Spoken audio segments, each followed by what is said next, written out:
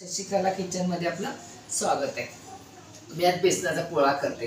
आपल्याला भाजीला काहीच नसल्यानंतर आपण पटकन काय करणार, कोणतीच भाजी आज घरात नाही तर आपण बेसनाचा पोळा, इथे बेसन घेतले, मीठ, कांदा, कोथिंबीर आणि हळद आणि खरी मिरचीच टाकायची।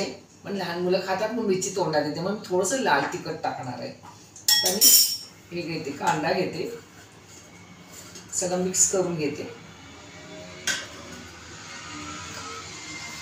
चवीपुरतं मीठ टाकायचं, अति पण नको, तर जेवढं पाहिजे तेवढं।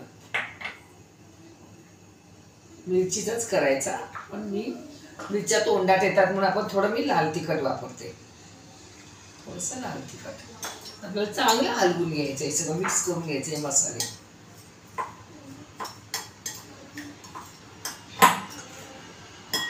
आपल्या तांदळाचं पीठ पण घालतात, तो माझ्या बेसनमध्येच मी तांदूळ दळायला आधी होते, तर थोडं थोडं आपलं बेसन टाकायचं आहे। ते सोपं आहे, याला काही जास्त सामग्री लागत पण नाही।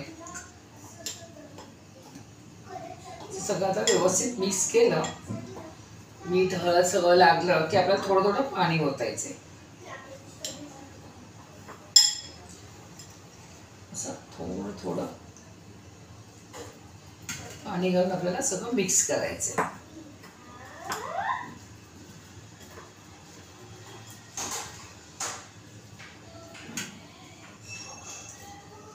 अति पातळ पण नाही, अति घट्ट पण नाही।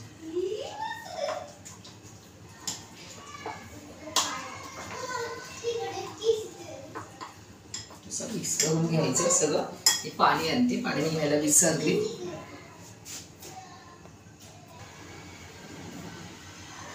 पाणी घेतलंय, आता आपल्याला थोडंसं अजून पाणी घालायचंय। एकदम पातळ पण नाही आणि एकदम घट्ट पण नाही, असं सरसरीत असं बनवायचंय। बघा, मी ते तवा ठेवलाय, तव्यात तेल टाकलंय, तर तवा गरम झाला, एकदम घट्ट पण नाही करायचं, म्हणजे तो आपला घसा एक जाड हे होतो। हे बघा, हा आपल्याला एवढ्या कन्सिस्टन्सीमध्ये आपल्याला ठेवायचं। तेल तापलं का बघते आपण, आपलं तेल तापलेलं आहे, तेल तापल्याशिवाय घालायचंच नाही तर चिकटतो तो। जेवढा आपल्याला मोठा पाहिजे, अति मोठा पण नको, शेकायला वेळ लागतो, पण आपल्याला असा हा एवढा घालायचा आहे। ते छोटे छोटेच करायचे, खूप छान होतात। जे तवावर करायचा नाही, तवावर केला की शेकायला खूप वेळ लागतो। एवढ्या जाडीचा आपल्याला करायचं आहे, तेल असा हलवत राहायचं।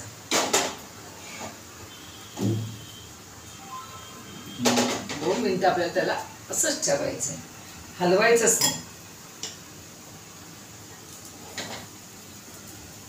साईडने आपल्याला थोडं थोडं तेल टाकत राहायचं, कमी तेलात होतो हा, आणि होतो पण छान। तो मी काय म्हणजे आवडते मी सगळं।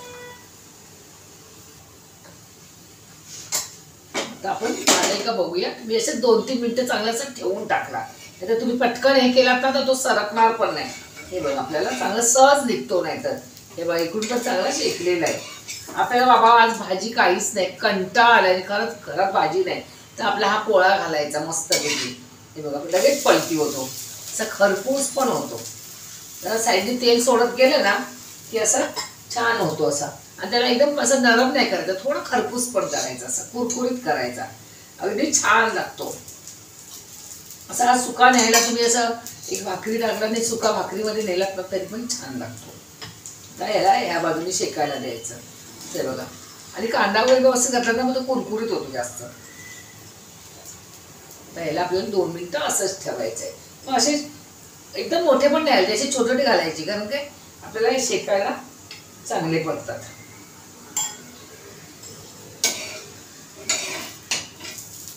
सहज उचलतो असा, चिटकत नाही, तेल सोडत राहायला लागतं।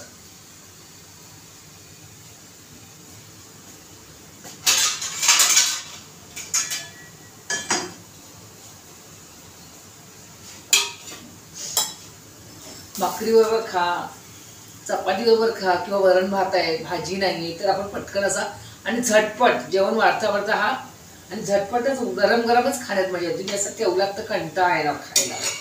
हे बघा आता पटकन सुटतो. हे बघा असा थोडा व्हायला पाहिजे, त्याला खरपूस झाला पाहिजे, तर नरम पडतोच असं गळे वाढणार, नरम नरम लागणार, बेसन बेसन लागणार तोंडाला.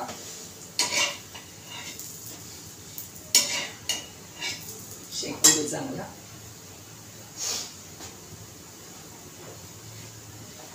करपवायचा नाही, बारीक गॅसवर ठेवायचा.